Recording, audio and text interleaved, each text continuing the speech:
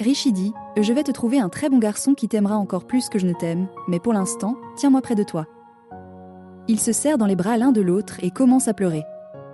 Pendant ce temps, Ahana, qui se trouve dans la cuisine, pense « Je me demande où est Rishi et dans quel état est Tanuja. » Juste à ce moment, Divya entre et dit « Arrête de t'inquiéter, Ahana. Personne dans cette maison ne veut que Tanuja soit ici. Tu n'as pas vu ce qu'elle nous a fait ? Prie juste pour que Rishi soit en sécurité et ne se mette pas dans des ennuis à cause d'elle. » Pendant ce temps, Daddy essaie de nourrir Rano, mais elle refuse en disant « Je ne sais pas où est mon Rishi ni dans quel état il est. Si Tanuja fait du mal à mon Rishi, je ne la pardonnerai pas. La dernière fois, je suis allée en prison sans rien faire. Cette fois, je ferai quelque chose. » Daddy dit « Peut-être qu'ils se sont enfuis parce qu'ils savent que personne ici ne les laissera rester. » À cela, Anu répond « Non, mon fils ne ferait pas ça. Il m'a fait une promesse. » Juste à ce moment, Raj entre et demande s'il y a eu des nouvelles. On lui répond qu'il n'y en a pas. Puis, Mampri arrive et dit « Rishi est en chemin, Jean l'a vu arriver. » En entendant cela, tout le monde s'excite. Mais Ahana demande « Et Tanuja ?» Personne ne lui répond. Rishi et Tanuja arrivent à la maison. Tout le monde se rassemble à la porte pour accueillir Rishi.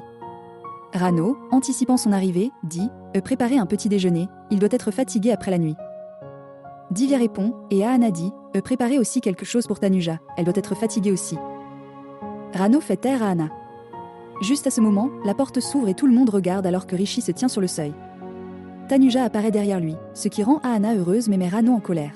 Tanuja fait un pas en avant pour entrer dans la maison, mais Rano l'arrête, disant « Tu ne peux pas entrer. Je t'avais dit de ne pas l'amener ici, alors pourquoi l'as-tu fait ?» Rishi répond « On avait un accord, tu te souviens ? Je t'avais demandé un mois. » Rano dit « Tu as demandé ce temps pour Tanuja, n'est-ce pas ?» Il répond « Oui, parce que je ne la laisserai pas seule avant de lui trouver un bon garçon et de l'épouser. » Rano accepte mais ajoute « J'ai une condition. » Rishi demande « Quelle condition ?»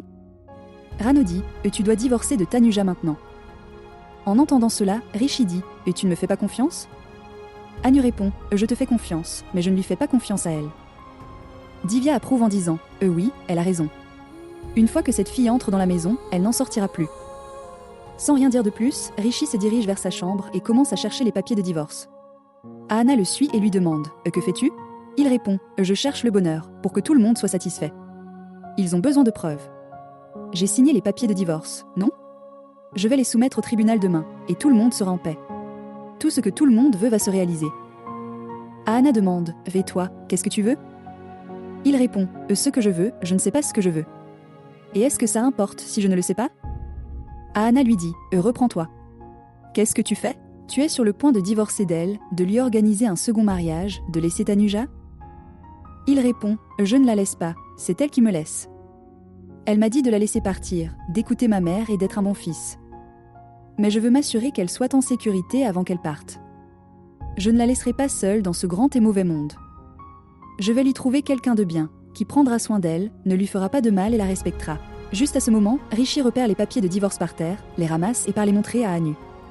Divya s'écrie « Ce sont les papiers de divorce. » Rishi confirme « Oui, ce sont ceux que nous avons signés. » Rano demande « Pourquoi tu me montres ça ?» Rishi répond « Je vais les soumettre au tribunal demain. » Tanuja, as-tu des objections ou des questions ? Cela se fait d'un commun accord, n'est-ce pas ? Tu es d'accord ?